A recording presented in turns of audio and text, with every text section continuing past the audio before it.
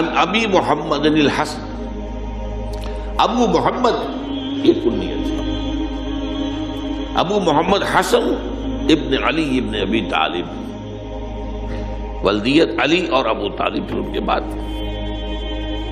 سبط رسول اللہ ہے، جو اللہ کے رسول کے نواسے ریحانت ہی اور ان کی خوشبو ہے، یعنی حضور صلی اللہ علیہ وسلم کی سیرت و کردار کی خوشبو جو ہے وہ حضرت حسن کی شخصیت سے بھی ظاہر ہوتی تھی، نمایاں ہوتی تھی، محسوس کی جا سکتی تھی۔ رضی اللہ عنہما، اب عنہما کیوں کہا گیا؟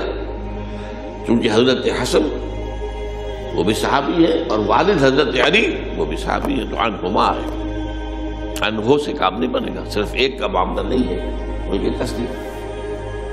اب وہ کیا فرماتے ہیں؟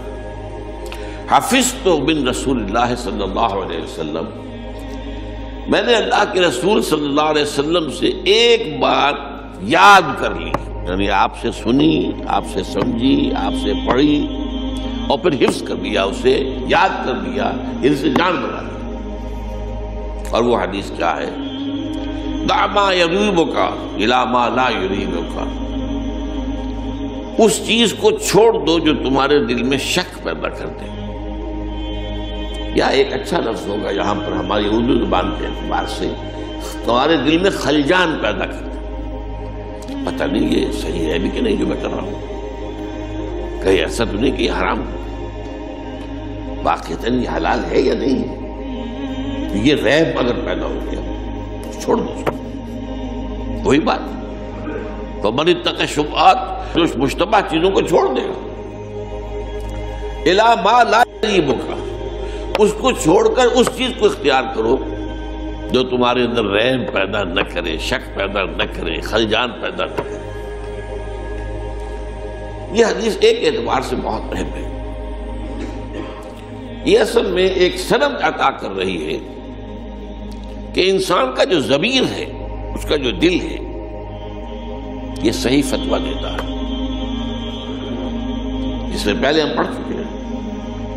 استفت قلبک، بسا اوقات حضور سے کوئی صاحب کوئی سوال پوچھتے تھے، مسئلہ پوچھتے تھے، یہ میں کروں یا نہ کروں، تو آپ فرماتے تھے استفت قلبک، اپنے دل سے فتویٰ لے لو۔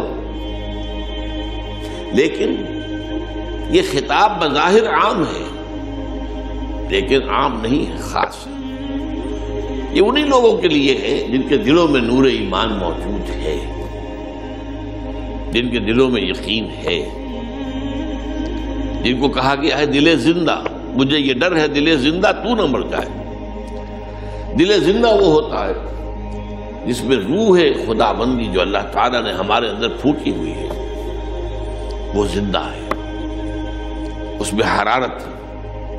تو یہ جو قلب کے اندر اللہ نے صلاحیت رکھی ہے، اس کے اندر یہ استعداد ہے کہ وہ آپ کو بتا سکتی ہے کہ کیا بات صحیح ہے، کیا بات غلط ہے۔